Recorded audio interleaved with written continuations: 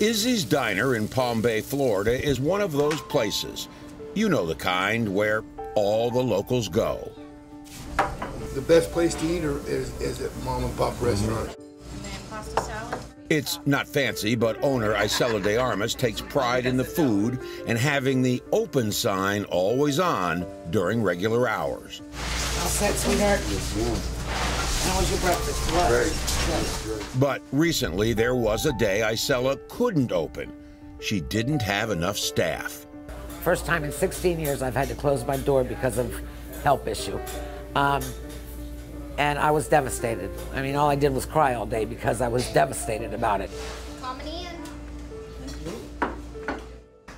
De Armas is far from alone. Help wanted signs are out front of nearly every restaurant or hotel in the state.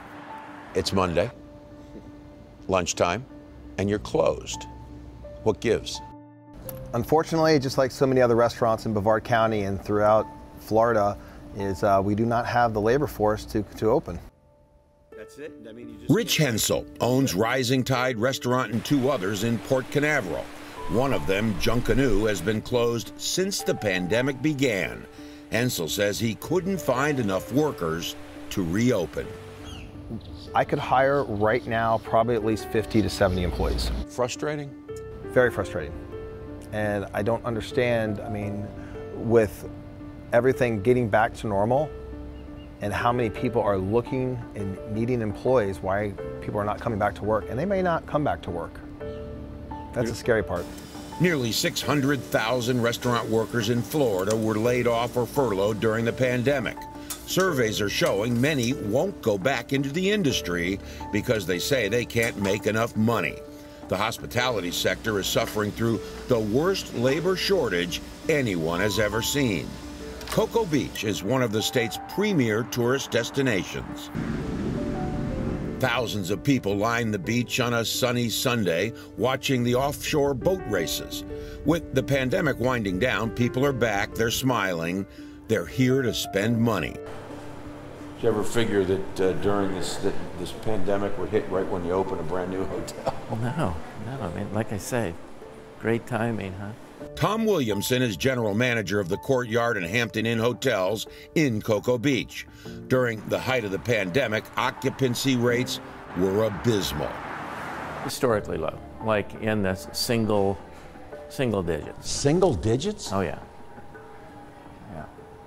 And a good night would be like 20% occupancy. Now, with the tourists back, Williamson and his team believed bringing employees back would not be a problem. This couldn't have been something that you or anybody else in the industry could foresee, that you guys you'd survive the pandemic, get through the pandemic, right, and then all of a sudden we don't have enough workers. No, we all thought, look, this is going to be great. Everybody's going to come back to work. We're going to be able to bring all the people back that wanted to come back, and then we're going to be able to hire more people. Isn't that going to be wonderful? And didn't happen. Didn't happen. Both Williamson and Hensel see one overriding reason for the employee shortage. What happened?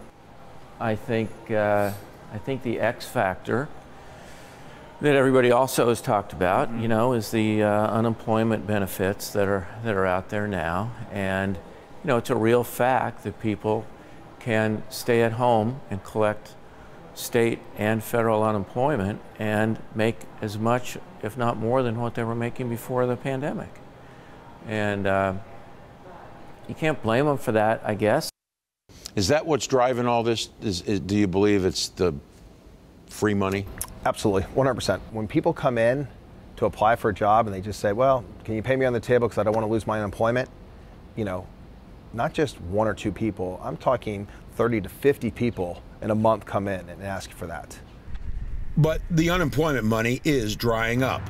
Nearly 24 states, including Florida, have ended or are ending payouts of $300 a week in federal unemployment benefits that are funneled through the states.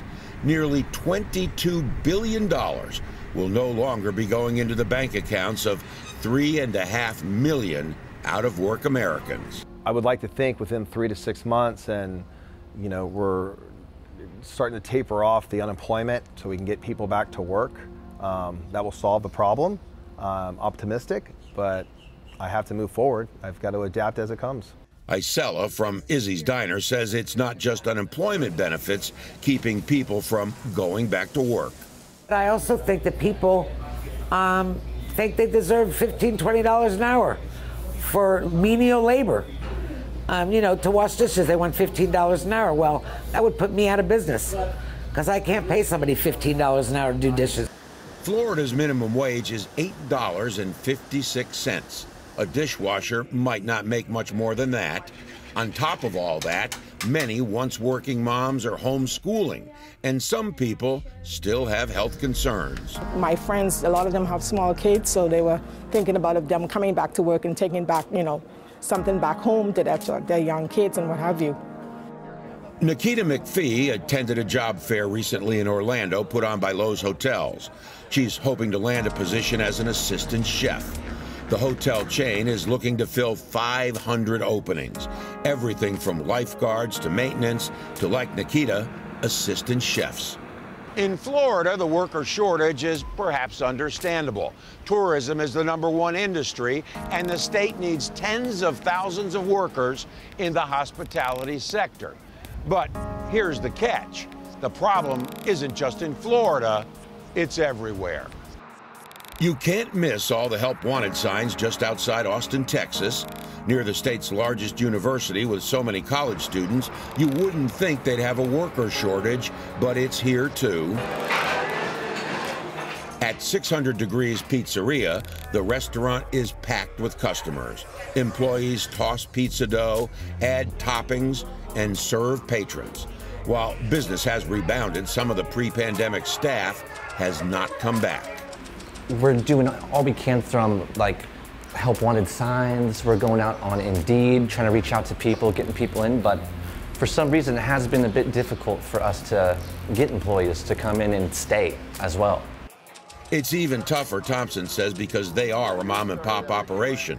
They can't compete with big chain restaurants and companies that can pay more. Pre-pandemic, it was easier to find employees. That I can definitely for sure, you know, we had stacks of applications beforehand. Now that stack has gone a little bit lower. Back in Cape Canaveral, Florida, the owner of Zarrella's Italian says their stack of applications no longer exists. And even when they think they've landed a new chef or dishwasher or server, it doesn't last. Yeah, it's tough to find someone that is actually vested and really wants to, you know, be a part of this team or any team. You know, we've had a lot of situations where they'll come in, they'll say they're ready for a job, they're interested in work, and then before you know it, they come 1 or 2 days and they just stop coming. You know, and there's really no rhyme or reason to it. We just keep going with or without them. If the name sounds familiar, it is. The owner, Michael Zarrella, is my son. He and business partner Dennis Gilmet are filling gaps every day, from cooking to tossing pizzas. Everyone works longer hours. Burnout is an issue. I am on day 33 today. 33? Yeah. Day 33. Day 33. We can't get any help. Jen Verdetto has been here for a couple years. Even at the height of the pandemic, when it was takeout and delivery only, she was part of the skeleton crew. She understands how some women with children simply can't get back in the workforce yet. It's a tough decision, she says. There's a lot of times, and I was a single mom for so long, that there were a lot of times that I could have taken help outside of, you know, working, and never could do that. I can never bring myself to do that simply because I'm capable of working. I'm capable of working. I'm healthy. Many restaurants and hotels are now offering signing bonuses up to $500 to lure in employees. At Tom Williamson's hotels, it's $100 and benefits. But even that's not enough. And to get the benefits, you need to work full-time, which we would be willing to commit to, but still. All these small businesses made it through the pandemic. Now, on its heels, they're struggling through another crisis none of them saw coming.